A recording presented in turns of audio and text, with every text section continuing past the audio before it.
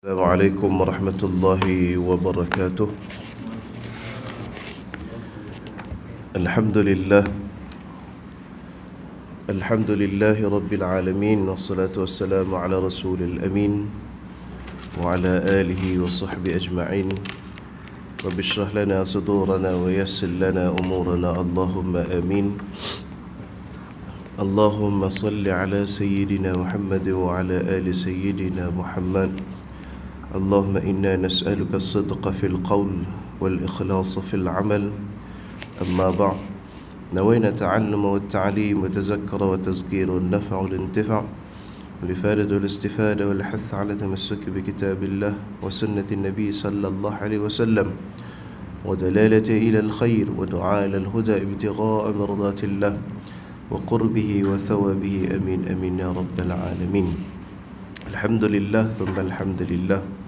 Syukur pada Allah Subhanahu wa ta'ala, pada pagi ini dapat untuk sama-sama lagi kita hadir ke surau kita ni untuk sama-sama kita mendengar satu dua hadis Nabi sallallahu alaihi wasallam, yang mana mendengar kalam Nabi sallallahu alaihi wasallam ini merupakan satu kenikmatan bagi salafun salih. Adalah satu benda yang menyebabkan hati mereka tenang ketika mana kehidupan para salafun salih dahulunya. Ada beberapa orang yang salih, kalau kita pernah dengar baca Quran itu sekali sekaligus, bukan kita baca Quran tu sekali. Kita ni jenis orang kata apa, kadang-kadang faham kita tu lain. Contoh, macam kita duk kata, ustaz, kami ni tak tahu nak buat lagu mana dah dekat kawan kami ni. Jenis main surau, main masjid ni tak berhenti. Kita didengar main masjid, main surau tak berhenti, seronok lah. Kita kata, bagus sangat dah lah kalau kata ada kawan-kawan hak bagus lagu tu.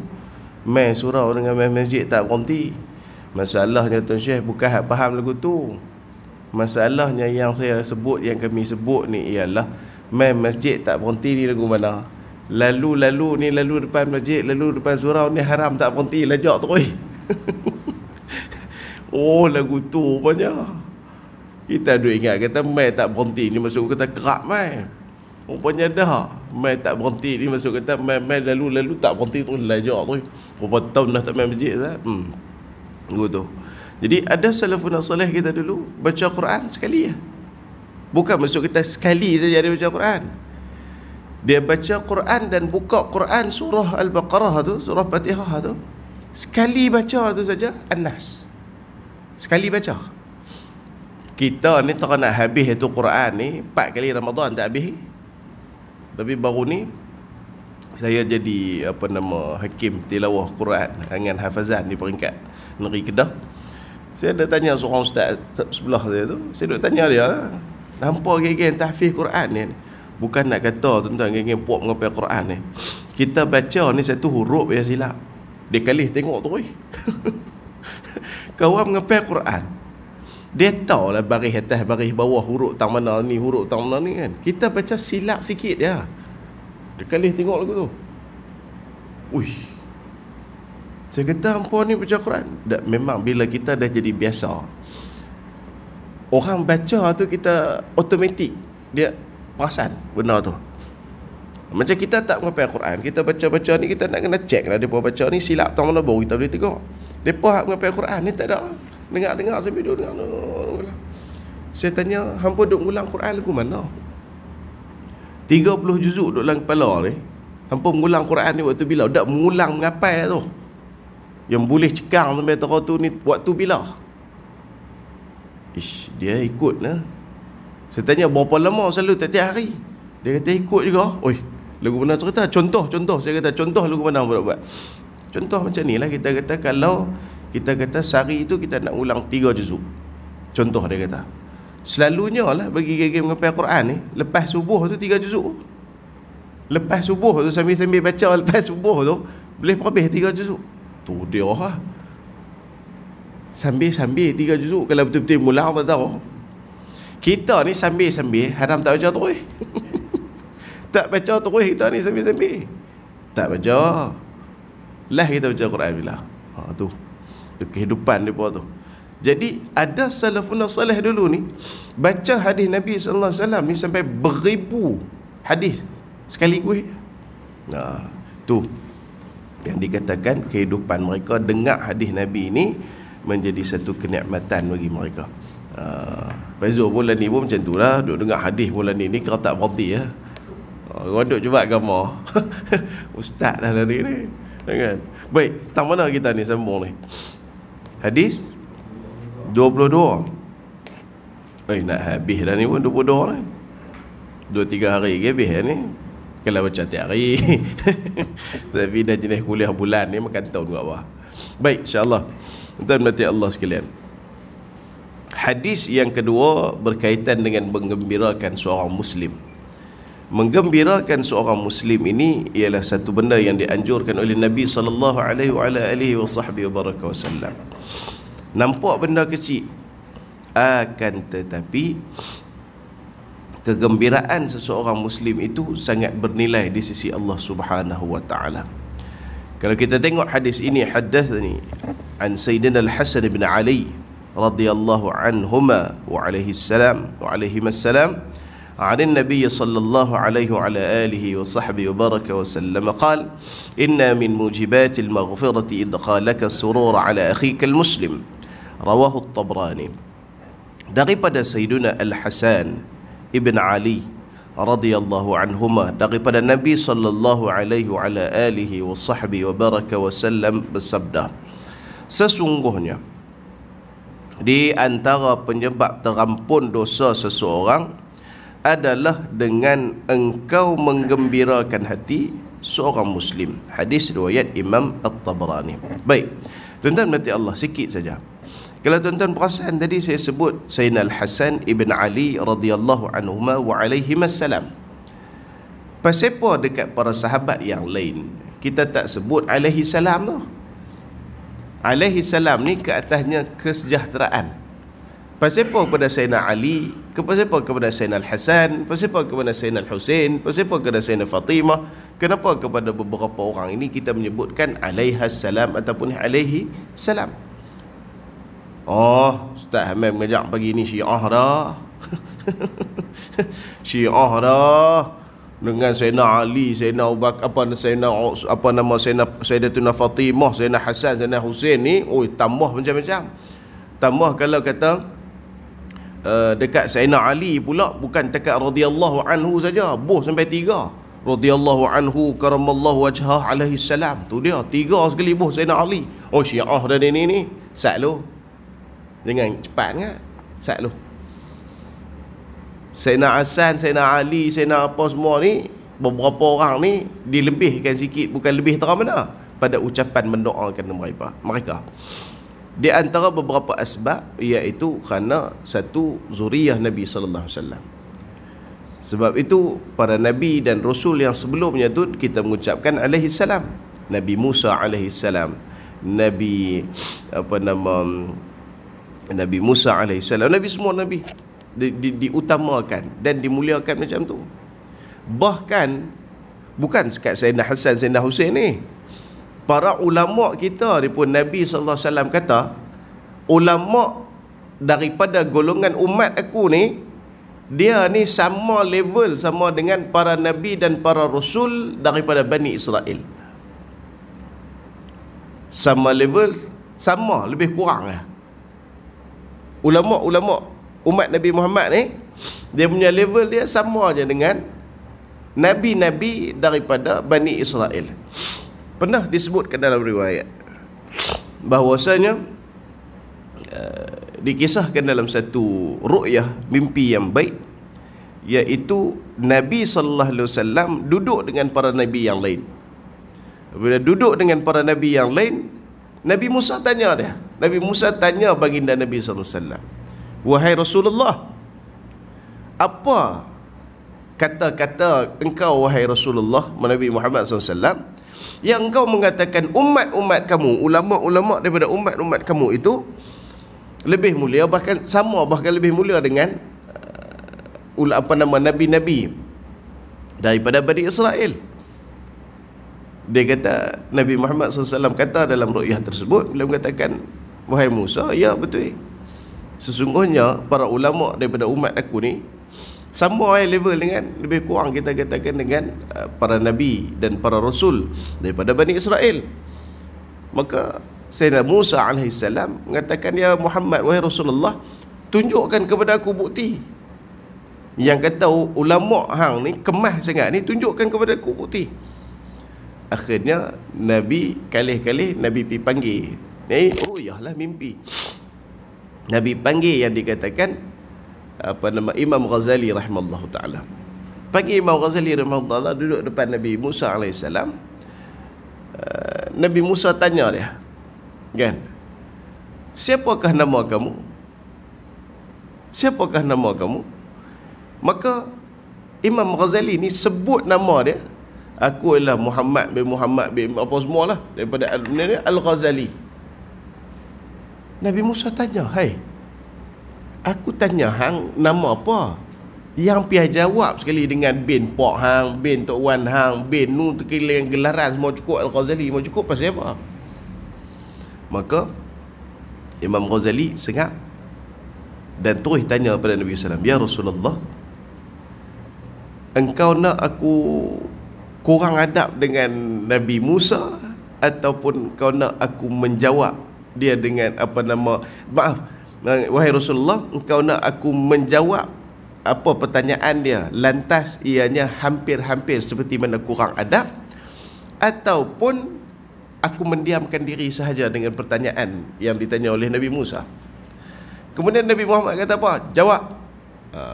Walaupun nampak macam kurang adab, tapi dah Nabi Musa tanya, hang jawab.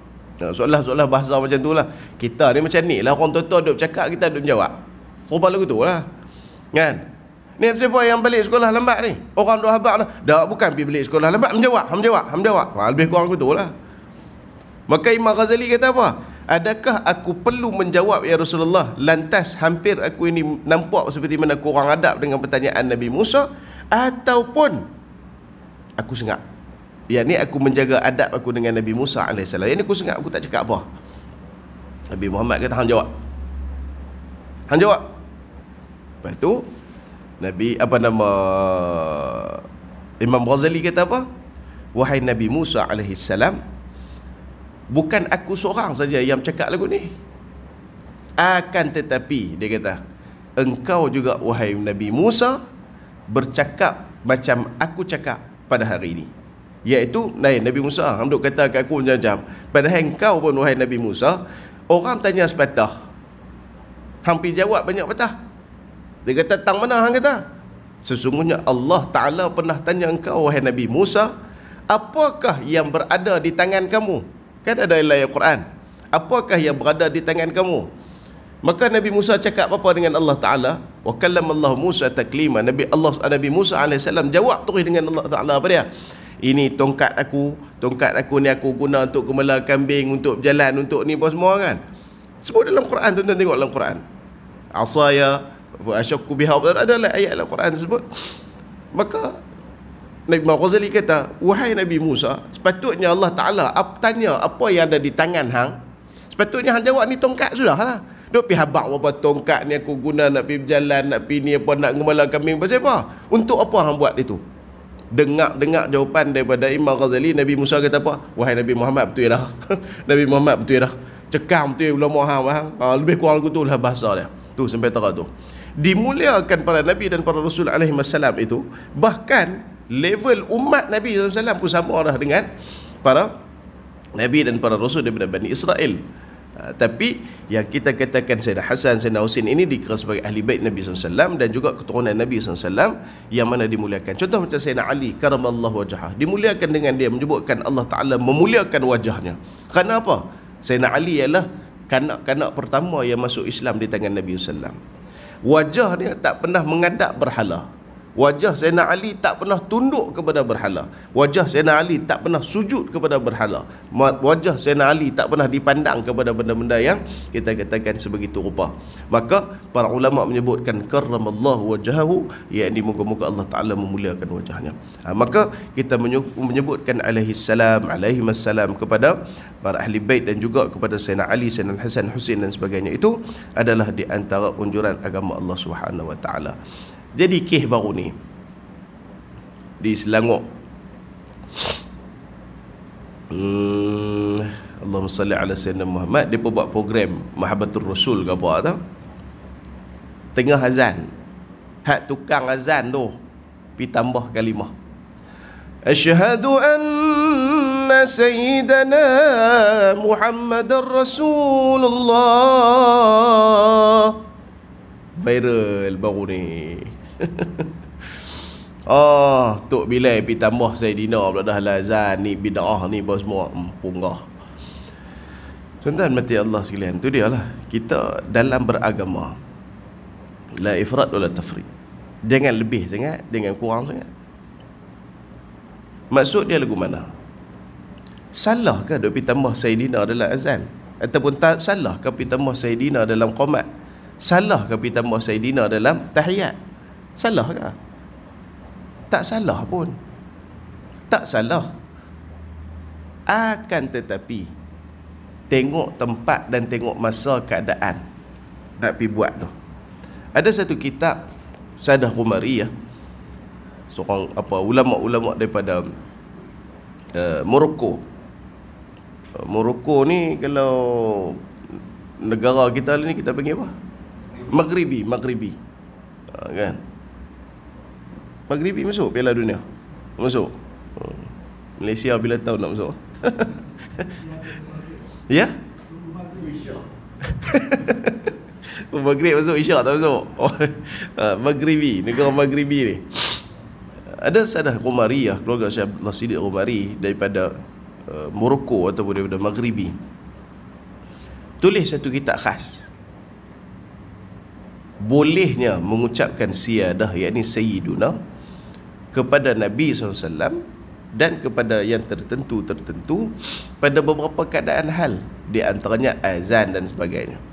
Baik, nak kongsi sikit ya. Saya pun tak tahulah keadaan orang yang azan tu lagu mana. Kot dia pun mungkin cinta sungguh ke Nabi ke, ataupun dia baru jumpa dalam kitab ke, baru duk mula nak beramai ke, saya pun tak tahu, wallahualam. Atas sangka baik, dia itu mencintai Nabi sallallahu alaihi wasallam, maka dia mengucapkan asyhadu anna sayyidina Muhammadar Rasulullah dalam majlis yang besar, dalam masyarakat yang umum. Adakah salah? Tidak salah, tetapi akhirnya menimbulkan fitnah.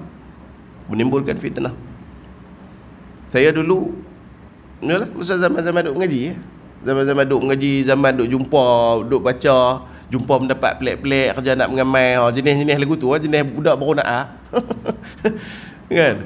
Mengaji agama ni pun ada juga level baru nak baru jumpa, baru duk baca kitab, jumpa macam-macam dapat, kerja nak meramai macam-macam. Lain kali saya jumpa lah kalimah yang berkenaan dengan Sayyidina tu boleh diucapkan dalam azan dan sebagainya. Yang satu dalam satu majlis dengan Syekhuna wa Abuna Syekh Muhammad Nuruddin Marbu' Al-Banjari hafizallahu ta'ala, saya bersama dengan beliau. Jadi di rumah tu kami semayang jemaah. Lepas habis majlis, lepas musafir kot masa tu, balik-balik sampai nak semayang jemaah di rumah lah. Ni yang tulis mukadimah kita ni selama saya kenal dengan beliau hafizallahu ta'ala, tak pernah sekali pun saya tengok dia semayang seorang diri. Ni Syekh Muhammad Nuruddin ni, tak pernah sekali, demi Allah, tak pernah sekali pun saya tengok dia semayang sendiri. Selama saya bersama dengan beliau lah, selama saya duduk jadi driver beliau, sama duduk bawa beliau, duduk khidmat pada beliau, tak pernah walaupun sekali saya tengok beliau semayang waktu secara seorang diri. Tak pernah. Kecuali dia akan cari juga lagu mana pun untuk semayang jemaah. Maka di rumah tu saya pun azan lah. Azan pergi pupuh Sayyidina langsung kan? Baru jumpa, pasal baru kemas bubuh syahadu anna Sayyidina Muhammad Rasulullah. Bubuh tu tak apa, habis qomat semua pun Sayyidina juga. Asyhadu anna sayyidina Muhammad Rasulullah, hayya 'alas solah, hayya 'alal falah. Sayyidina juga. Habis sembahyang semua, wirid semua baca doa. Kita pun nak bangkit. Syainuddin panggil, Rusdan, mari sini Ustaz. Duduk sini. Dia kata, pasal apa hang pergi tambah Sayyidina azan tadi? Dia kata, yalah, kita mengaji. Kita pun tak, Syekh, saya jumpa dalam kitab ni. Dia tulis macam ni, boleh apa semua ni. Syainuddin kata apa? Ya, saya tahu ada dalam kitab. Saya tahu ada perbahasan ulama bagi kata Sayyidina Sayyidina, silakan. Dan kita pun mengamal hal tersebut. Tapi dia kata apa? Hang kena faham suasana dakwah di tempat orang yang faham agama dengan suasana dakwah ketika mana hang balik di Malaysia. Dia kata, pasal apa? Dia kata, hang balik di Malaysia, hang jangan duk pi tambah Sayyidina dalam azan. Kerana apa? Kerana masyarakat umum ini masih lagi belum kefahaman agamanya yang jelas, masih belum lagi reti agama yang betul-betul faham mereka.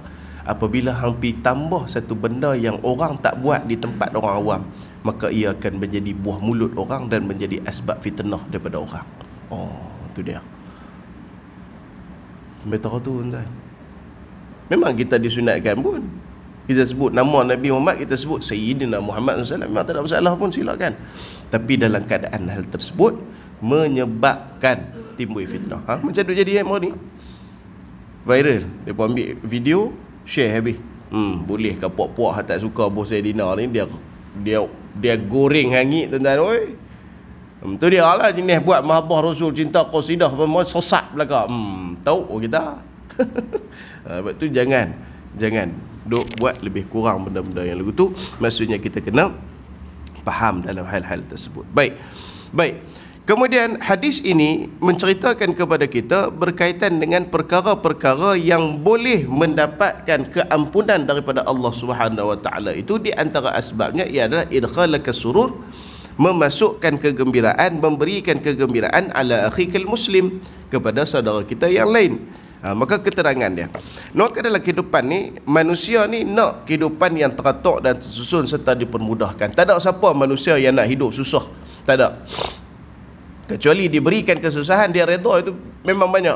Tapi lahir-lahir tu doa, ya Allah bagi aku hidup susah, tak ada. Semua orang nak hidup senang. Semua orang, kalau kata yang tak kahwin lagi nak kahwin, yang mana tak ada anak lagi nak anak, yang mana dah ada anak nak kaya, yang mana nak kaya nak jadi kaya raya. Semua mereka nak senang. Tak ada manusia yang kata nak susah. Tapi hakikatnya bukan semua manusia ada nasib yang sama. Dan sebab tu hikmah Allah Ta'ala cipta kita ni bukan nasib yang sama. Pasal kita ni saling di antara kita ni kalbunian, seperti menang bangunan. Kalau kata bahasa orang tua-tua kita ni, cubit paha kanan, paha kiri terasa. Kan? Serupa lagu tu. Serupa kita juga kalau bagi perumpamaan, kalau kata sakit gigi, satu badan jadi sakit. Bukan boleh duduk melawak main tuan-tuan. Sakit gigi ni duduk pergi melawak, duduk pergi geletek dia, boleh menyepak sungguh. Sakit je weh. Jadi itulah perumpamaan orang Islam sepatutnya. Sebab tu Allah Ta'ala letakkan kita ni nasib yang tak sama. Bahkan kita lagi heran, soalan ini pernah ditanya oleh seorang bukan Muslim kepada Dr. Zakir Naik. Dia kata apa? Kalau Allah Ta'ala ni bagus sungguh, betul sungguh Islam ni, pasal apa Allah Ta'ala tak buat yang dikatakan semua manusia ni pada agama yang satu? Dr. Zakir Naik jawab mudah. Dia kata, soalan hang tanya ni bukan takat hang baru tanya hari ni. Quran jawab 1400 tahun dulu. Kalau Allah nak, Allah boleh saja jadikan kita ni semua orang dalam dunia ni Islam belaka. Allah boleh buat. Tapi Allah Ta'ala tak buat lagu tu. Pasal hikmahnya lebih besar daripada hal tersebut. Tuan-tuan, saya baru jumpa satu hadis Nabi SAW yang lagi dahsyat. Kita ni memang kaki buat dosa. Allah Ta'ala bagi macam-macam keampunan kepada kita. Saya pernah baca satu riwayat baru jumpa dalam satu buku. Ada satu riwayat hadis Nabi SAW, mana-mana kaum yang tidak melakukan kesalahan, Allah Ta'ala akan hapuskan dia dan jadikan kaum lain yang buat kesalahan, kemudian Allah Ta'ala ampun mereka. Dahsyatnya. Dia contoh macam ni surau tuan-tuan semua buat baik belakang, tak erti buat jahat langsung. Elok nak mengumpat dia, terkunci mulut. Elok nak buat jahat dia, berhenti terus. Oi, pelik. Kawasan Wakaf Aisyah ni orang tak buat jahat langsung. Daripada hadis tersebut Nabi kata apa? Kalau ada puak lagu ni, Allah Ta'ala perhapus buang. Allah Ta'ala bagi hapus buang puak ni. Mati semua sekali ke? Tak tahulah buat lagu mana, Allah Alam lah. Allah Ta'ala akan hapuskan kaum ni. Allah Ta'ala akan wujudkan satu lagi kaum yang mana mereka ni buat dosa, kemudian Allah Ta'ala ampunkan mereka. Nak habaq apa daripada hadis tu? Fitrah bagi manusia ni memang buat dosa. Fitrah kita sebagai manusia, memang kita ni buat dosa. Sebab tu kita bukan malaikat. Malaikat ini fitrah bagi mereka ialah taat. Sebab tu kita, tuan-tuan, minta maaf tuan-tuan, minta maaf sungguh-sungguh lah. Kadang-kadang kita ni terlalu pandang tinggi kepada seorang-seorang, sehingga kan kalau dia buat salah, kita tak boleh terima salah dia. Contoh lagu mana? Kena ustaz-ustaz mana yang memang popular semua, cerai macam saya tu seduk kira lah. Saya dia buat apa orang tak heran. Astagfirullahalazim. Katakanlah mana-mana lah, tok guru ke, artis selebriti ke apa kan, silap buat salah sikit. Oh, tak sangka no, lagu ni perangai ustaz-ustaz no. Ustaz-ustaz pun. Memanglah kita meletakkan satu status tu, ustaz tu tinggi lah pasal dia ada agama, dia ada ilmu, dia ni apa. Tapi takkan kerana satu dua benda dia buat silap. Dia satu dua benda dia buat silap, kalau tak berdosa pun silap dia buat. Manusia kita hari ni meletakkan sampai tinggi. Ustaz memperangai lagu ni. La ilaha illallah Muhammadur Rasulullah. Kawan tu orang, bukan malaikat. Bukan dia main kuliah terbang cik oi. Dia orang. Kita kena faham. Oi, tak apalah, nak buat lagu mana, silap. Tu pun dia mengaku tu, alhamdulillah dah. Setengah orang kalau buat silap haram tak mengaku dah. Dia tu boleh lagi buat. Saya dengan hati yang terbuka memohon maaf kepada semua atas kesilapan saya ini, dan saya merasakan ini satu tingkah laku yang tak baik. Saya terlajak kata, saya terlajak buat. Ini satu benda yang sangat mengaibkan saya. Saya minta maaf kepada semua rakyat Malaysia yang mana melihat video yang telah saya katakan hal tersebut. Saya mengakui kesalahan saya. Saya mohon keampunan pada Allah Ta'ala. Itu pun sebenarnya dah satu tanda baik bagi seorang yang ada agama yang buat hal tersebut, daripada orang yang ego ni sampai tak tahu nak bak ni. Ada baru jadi musi masjid ya. Oh, ego ni ya Allah, sampai tak boleh nak kata apa. Ada. Sebab itu kita manusia ni memang dilahirkan, fitrah kita tu ialah buat dosa. Dan bukan sebagai satu tiket untuk kita meneruskan dosa, dah. Nak habaq kata kekurangan kita dan kebergantungan kita kepada pengampunan Allah Ta'ala tu. Kalau kata kita tak berdosa tuan-tuan, minta maaf cakap, dia punya takabur ni habis cerita. Masuk syurga ni, Allah Ta'ala takkan buat ibadat sampai tara ni, dosa apa pun tak buat, takkan tara ni ya syurga nak bagi. Faham? Sebab tu bila kita ni berdosa, kita mengaku diri berdosa, dan kita tahu kata kita ni berdosa, tahu pula Allah Ta'ala masukkan kita dalam syurga, memang sabit rahmat Allah Ta'ala, bukan sabit kita bagus, kita kemas, kita sebagainya. Sebab tu itu di antara hikmah yang mesti kita faham, yang mesti kita perhatikan hal tersebut. Baik. Kemudian maka sebab tu nasib manusia ni tak sama. Ada manusia yang dia ni ada macam-macam masalah dalam hidup dia, ada masalah keluarga, kewangan, pekerjaan, masyarakatan dan sebagainya. Maka betapa indah dan bahagianya bagi mereka yang sentiasa mencari peluang untuk menyelesaikan masalah orang lain dan menggembirakannya. Mulakan dengan gembirakan orang ni dengan perkara yang kecil, seperti mana membantu kanak-kanak yang sedang bermain. Allah, tuan-tuan berarti Allah sekalian, harap moga-moga ianya sebagai satu kebaikan dalam mizan hasanat hidup saya. Semalam ni saya pergi di satu majlis Mahabbatur Rasul sallallahu alaihi wasallam di tempat saya di Sungai Petani tu. Saya bawa anak seorang. Jalan ni adalah satu kedai kecil ni. Biasalah bila ada macam tu dia ada banyak lah kedai-kedai hak duk berniaga tu. Ada satu kedai ni dia berniaga hak jenis mainan hak lampu-lampu ni. Tahu? Kau menjak masuk pejabat agama tak tahu dunia lah. Tengok, saya tak pernah pergi kedai lagu tu. Fanfare haram. Contoh, kita tahulah ni jenis ada duk lampu-lampu semua main tu kan. Satu keluarga ni mai bawa anak ramai lah dengan adik-beradik semua kot. Mai tu ada satu orang budak lelaki ni. Oh, mak ni anak ni lah. Mak dia pun tanya, bang ni berapa ni bang lampu ni? Oh, lampu ni RM10 kak. Dia pun, oh Allah, RM10 ni, RM10 ni. Nanti kita tengok. Tuan-tuan, kita bisa jadi mak tuan, kita bisa jadi pak. Dan sampai lah ni pun kita duduk jadi pak jadi mak. Saya baru ni anak saya pergi tanya opah dia. Dia pun duduk tengok serata Upin. Tengok serata Upin, opah tu kan tua. Dia pergi tanya yang apa nama mak mentua saya ni. Opah bila nak jadi tua? Opah bila nak jadi tua? Mak mentua saya pun jawab, opah ni duk sedang tengah tua lah. Sedang tengah tua. Jadi kita bisa hidup ni tu. Bila mak ni tanya, RM10. Nanti kita beli lain. Nanti ada lagi kedai ni. Kan? Soalan, jawapan demi jawapan tu kita tahu. Tahu, kata mak tu tak ada duit. Tak apalah, nantilah. Kita tengok insyaAllah ada rezeki kita beli lain. Tu bahasa tu. Budak tu pun ambil, letak balik. Nyep, jalan ni tuan-tuan sambil duk tengok lagu tu. Allah. Jalan duk pegang tangan mak dia sambil duk tengok lagu tu. Ish, tak lepas pi tuan-tuan. Tak lepas pi. Saya kata, bang, ambil tu. Saya bagi kat dia. Ambil, main. Mak dia pun kali-kali, terima kasih banyak. Dia pun duk kenyah tu sampai habis.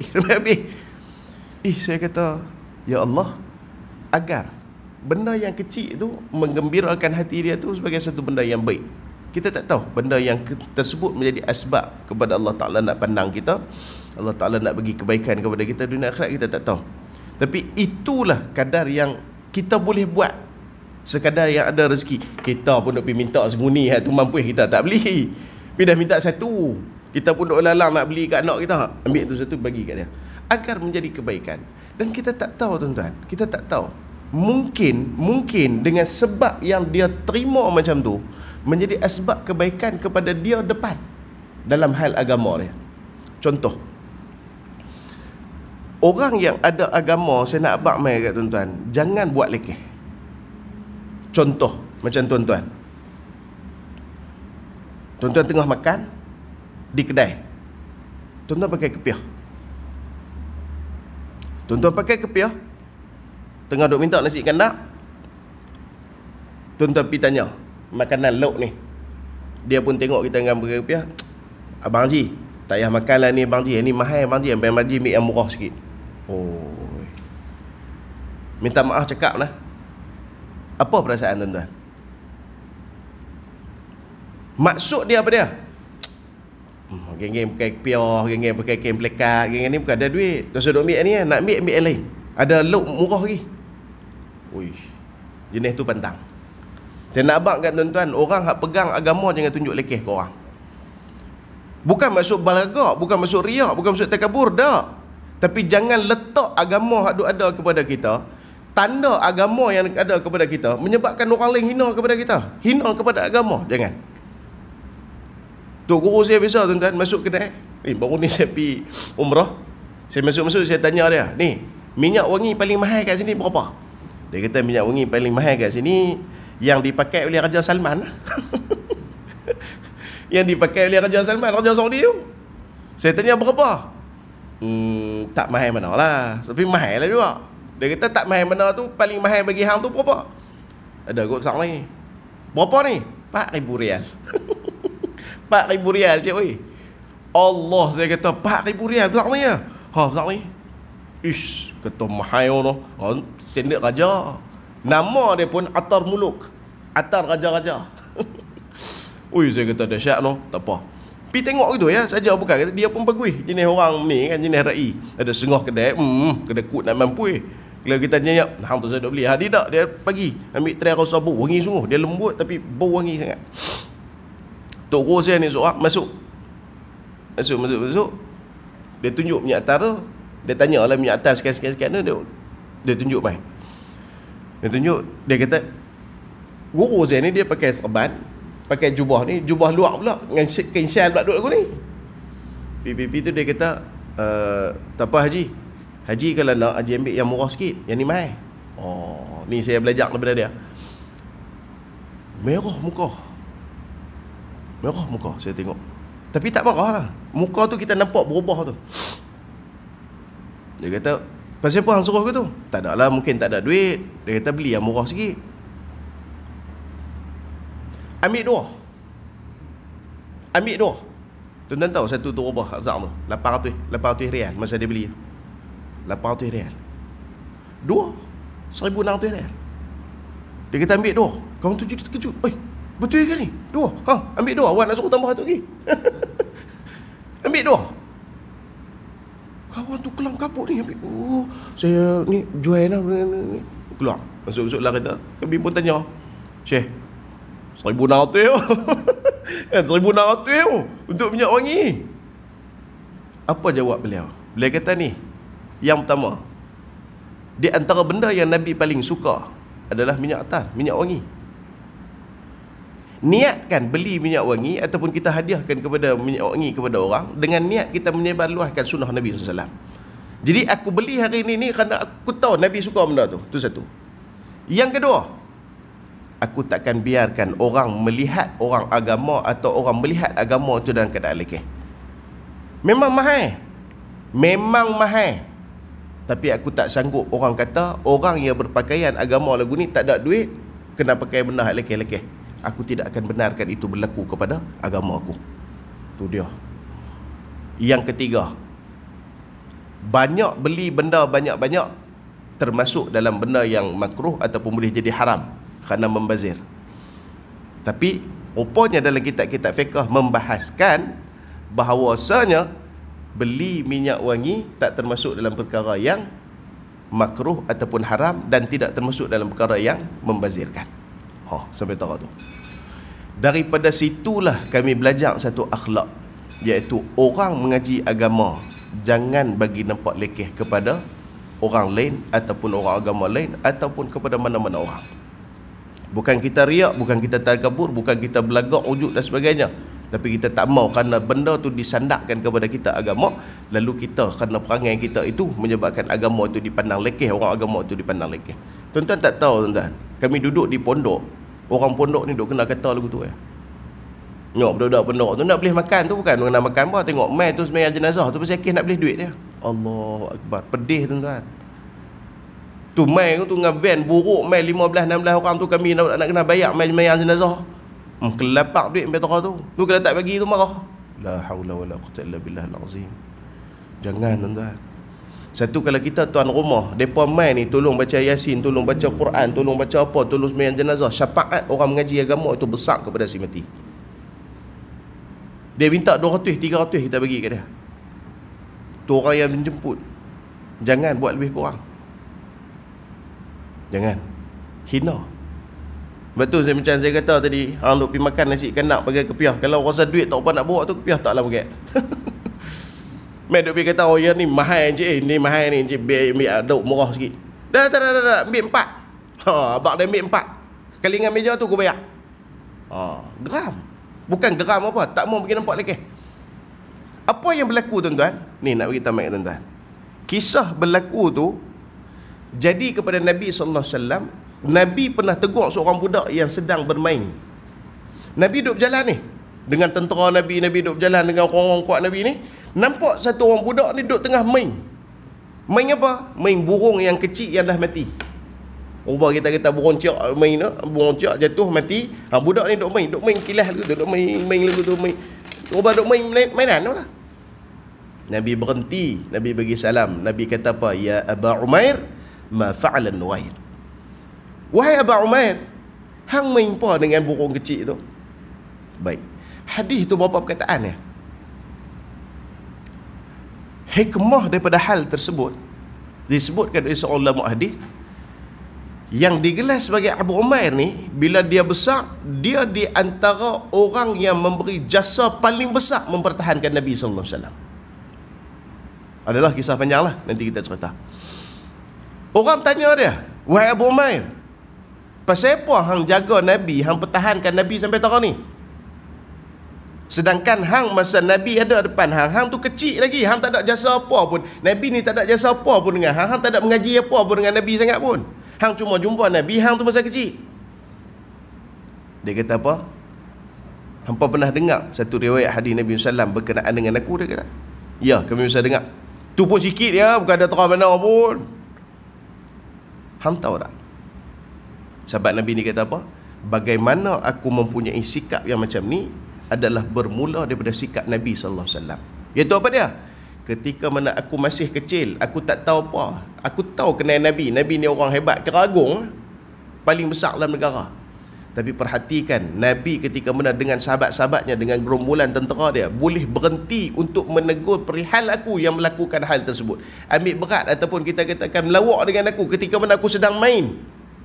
Perhatikan, dia kata, kalaulah Nabi SAW ketika mana aku kecil macam tu pun dia memberikan perhatian kepada aku sebegitu rupa, mana mungkin untuk aku setelah mana aku besar, aku meletakkan yang dikatakan perhatian aku ini bukan pada Nabi SAW. Bahkan lebih-lebih lagi, aku akan memberikan perhatian aku kepada Nabi SAW yang mana pernah memberi perhatian kepada aku ketika mana aku masih kecil dulu. Allah. Benda kecil je, sebab itu kecil je, iaitu Nabi melawak dengan dia, Nabi tegur dia, Nabi bersembang dengan dia ketika mana dia kecil sedang duk main dengan burung kecil. Hanya sebab itu saja dia bangkit mempertahankan Nabi SAW. Saya niat apa? Saya niat moga-moga saya bagi lampu tu kecil, dia tengok saya pakai kepiah ni, kain syal ni lah, duk tahan ni. Dia satu hari besar nanti dia kata, ya Allah, dulu aku kecil aku pernah disantuni oleh orang yang berpakaian agama lagu ni. Apakah kiranya kalau aku besar nanti ni aku memperlakukan benda yang sama kepada orang yang mempunyai kepiah serban dan juga hal sebegitu rupa. Cukup. Cukup. Kita tak pernah harap yang dikatakan mak dia nak ucap terima kasih, mak dia nak terima kasih, ajak pergi rumah makan nasi. Tak. Kita bukan harap yang tu. Kita harap satu benda yang besar akan berlaku kepada budak itu dengan sikit benda yang kita buat. Apa dia? Idkhalaka surur ala akhikal muslim. Memasukkan kegembiraan kepada orang, itu adalah satu kebaikan. Maka mulakan benda yang paling kecil, iaitu bantu kanak-kanak yang main, buka pintu pada orang lain, tolong mereka yang angkat barang dan sebagainya. Kemudian usahakan untuk gembirakan orang lain dengan perkara yang lebih besar. Bagi mereka mungkin kecil, tapi bagi orang yang menerima itu mungkin besar. Dan dibayarkan kos perubatan. Contoh ada 2-3 klinik yang pernah saya jumpa, dia dimuliakan oleh masyarakat disebabkan kerana kebaikan dia. Tuan-tuan, ada orang tuan-tuan main klinik ni kira duit shilling tu. Ada. Jangan kata kira duit shilling, hak main nak beli kitab saya ni. Saya pernah pergi satu Korea dalam dekat Sik. Mai tuan-tuan buat duit shilling nak beli kitab. Tuan-tuan gemak nak terima. Tuan-tuan nak pergi habang, Allah, makcik tak cukup RM2 ni. Makcik pergi balik cari RM2 tu balik mai apa? Pasal harga RM12, ni baru RM11.8. Makcik boleh balik, patah balik ambil RM2 ni balik mai saya. Tuan-tuan gemak nak buat tu. Wish, sekupang tak ambil tak apa, makcik ambil Kalau kot mereka baca di masjid, nanti makcik mai buku, mai baca tang ni. Oh, terima kasih banyaklah ustaz. Oh, ni. Cukup. Bagi kita mungkin kecil. Bagi dia, jangan. Ada beberapa klinik saya bisa dengar, dia ni dimuliakan oleh masyarakat dia disebabkan kerana yang ni. Ada satu negara Arab, kalau tuan-tuan biasa tengok video tu, dia berhenti parking dekat traffic light. Berhenti tu traffic light lama. Dia pun pelik, awak yang lama sangat hari ni traffic light ni. Duduk sat, ada kereta lalu, angkat tangan kat dia. Dia pun angkat tangan. Dia ni maksudnya doktor yang memang makruf dah kawasan ni, orang kenal dah kawasan tu. Last sekali rupa-rupanya depa buat satu meraihkan dia. Saya tak ingat dah birthday dia ke ataupun hari dia pencen, saya tak ingat dah. Depa buat kain rentang besar tuan-tuan di bangunan tepi kiri kanan tu. Turun kain penting tu kepada doktor ini. Terima kasih banyak kerana melakukan khidmat kepada masyarakat di sini. Kami sampai lagu tu. Tuan-tuan, dia duduk dalam kereta, duduk layak mata. Apa? Orang pergi kat dia, hak miskin, dia tolong sungguh-sungguh. Bagi cemer gitu Setengah yang mana ni ada bayar, tak ada bayar ni hutang, kira ramai. Dia buat macam tu sampai menyebabkan penduduk sekeliling itu menghormati dia seperti mana seorang ayah. Itu benda tu kadang-kadang kita nampak kecil sedangkan dia besar. Memberikan peluang kesulahan kepada anak-anaknya, menyediakan rumah kediaman yang lebih selesa dan sebagainya. Firman Allah Subhanahu wa taala dalam surah Al-Maidah ayat yang kedua, wa ta'awunu 'alal birri wat taqwa wa la ta'awunu 'alal itsmi wal 'udwan wattaqullaha innallaha syadidul 'iqab. Yakni tolong-tolonglah dalam keadaan baik dan takwa, dan jangan kamu tolong-menolong akan melakukan dosa dan juga permusuhan. Didiklah anak-anak kita dari yang kecil menjadi seorang yang gembirakan hati orang lain, dan bukan sebaliknya. Percayalah, di kemudian hari kitalah yang paling gembira apabila anak kita menggembirakan orang lain dengan hasil didikan kita ketika mana mereka masih kecil. Ini biasakan. Yang mana ada anak, biasakan anak. Yang mana ada cucu, biasakan dengan cucu. Bagi mereka buat pilihan. Di antara kaedah tarbiyah aulad, tarbiyah anak-anak, iaitu dengan mengajarkan mereka untuk melakukan keputusan. Jangan kita atok semua. Kalau kita duk atok semua, sampai satu masa anak tak reti buat keputusan. Itu yang akan jadi masalah kat kita. Kemarin saya tengok satu video yang mana burung, seekor burung diajak disuap makan. Dia daripada kecil suap, suap, suap. Akhirnya bila dilepaskan, dia tak reti makan. Kenapa? Burung tu dia faham makan tu hanya buka mulut. Video duk dah, tapi tak tahu, tak ingat tengok tahun dah. Ulat lalu depan ni, dia ngangar saja. Duk lagu tu ngangar, tak masuk. Nak masuk aku menahan kena batuk. Tapi dah diajak daripada kecil oleh manusia, makan, hang buka mulut orang suap, hang buka mulut orang suap. Macam tu lah anak-anak kita. Nak apa pun bagi, tak pernah kata tidak. Tak pernah ajak dia, bimbing dia macam mana dia nak kena buat keputusan, mana keputusan yang baik, mana keputusan yang lebih baik. Kita tak pernah ajak. Maka anak esok ni akan bergantung dengan kita, dan kadang-kadang apa tak erti nak buat keputusan. Sebab tu dalam hal-hal tersebut, tuan-tuan, ajak anak cucu untuk dia buat keputusan. Contoh, bagi duit kat dia.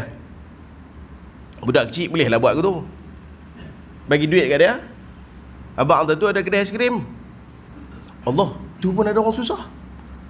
Tu ada orang susah tu, kesian tu, tak pakai apa nama, duk pegang tabung ni tu. Abang nak buat yang mana lu? Abang nak aiskrim ke abang nak pergi bantu dia lu? Bagi dia buat keputusan. Bagi dia buat keputusan. Kalau dia pergi beli aiskrim dulu, fitrah dia, seorang kanak-kanak. Fitrah dia, seorang kanak-kanak, biarkan. Walid nak beli aiskrim, tak apa, pergi beli. Esok lusa mai pula. Okey abang, dah ni ada duit. Tu ada kedai aiskrim, tu ada ni. Abang nak pergi buat yang mana? Kalau dia kata, tabung orang susah lah, kesian dia tak makan dan sebagainya, alhamdulillah. Kalau dia gagah pergi beli aiskrim juga, masa tu kita didik dia. Abang, hari tu abang beli dah aiskrim. Abang tahu tak, pakcik tu tak makan beberapa hari lah. Aiskrim yang abang makan dah dengan aiskrim abang nak beli pula, dengan pakcik tu daripada abang beli aiskrim pertama sampai hari ni dia tak makan, siapa yang lebih perlu? Ajak dia fikir, ajak dia buat keputusan. Walid, kesian kat dia. Hari lain kita boleh beli lain. Betul. Hari lain kita boleh beli lain. Abang pergi tolong dia dulu. Kawan pun pi boh duit. Dia patah balik mai, tuan-tuan. Tuan-tuan pergi beli aiskrim 2 terus bagi kat dia. Faham tak cara tu? Nah, abang pasal abang fikir bagus, abang buat benda bagus, bukan setakat 1 Walid bagi, 2 Walid bagi abang. Oh, terima kasih. Penghargaan kebaikan yang dia buat, benda yang kita didik agar dia ni nanti ke depan dia akan reti fikir mana satu perlu didahulukan. Sebab tu ada orang sanggup berhenti tengah jalan untuk tolong orang tua melintas, ataupun tolong buang sampah yang menyebabkan akan berlaku kemudaratan kepada orang lain. Disebabkan kerana apa? Dia reti fikir mana yang lebih penting. Mana yang lebih penting daripada mana yang penting. Tuan-tuan, 7.44 dah boleh lajak kan? Tuan-tuan tak pergi raya kan ni? Isu oh betul no, malam ni nak kena beli awal. Mak Imam kena beli awal. Pasal nak kena masak-masak malam ni nak makan masak. No? Tuan-tuan berhati Allah sekalian, saya minta ampunan maaf kalau ada salah silap terkasak bahasa. Nanti kita sambung pada hadis yang ke-23, bersalaman sesama muslim. Salam dengan orang pun bukan dekat boleh pahala, Allah Ta'ala gugur dosa, Allah Ta'ala ampun dosa kita. Kif salam ya. Tapi kif salam ni pun nak kena habaq pergi elok. Kadang duk baca saja sampai tak faham. Bersalam ni sampai tak mahu nak lepas. Mampu oh, dia tulis dalam kitab, kata bersalam selagi mana tidak melepaskan salam, maka selagi itu Allah Ta'ala ampun. Dia duk salam sampai habis, sampai ruyuk korang wali semua habis. Hang tak mau lepas lagi kak? Dah ada dosa banyak. Dah kena bagi habis belum? Dah bagi faham bagi molek. Nanti kita cerita. Nah, minta ampun dan maaf kalau salah-salah terkasar bahasa. Bismillahirrahmanirrahim. Alhamdulillah wassalatu wassalamu ala Rasulillah wa ala alihi wa sahbihi wa ala. Allahumma salli ala sayyidina Muhammad wa sayyidina Muhammad. Rabbana zidna ilma wa sa'na fi rizqina barikna fi ma razaqtana waj'alna mughban fi qulubi ibadi wa zidna fayuni waj'alna wajhan fi wal akhirati minal muqarrabin. Ya katsiran nawal wa ya hasanal fi'al wa ya mubdi'an min al-mithal wa qa'iman bila zawalaka alhamdulillah wa rabbana atina fid hasanati wa qina azaban nar wa qina azaban nar. Alhamdulillah rabbil alamin. Assalamualaikum warahmatullahi wabarakatuh.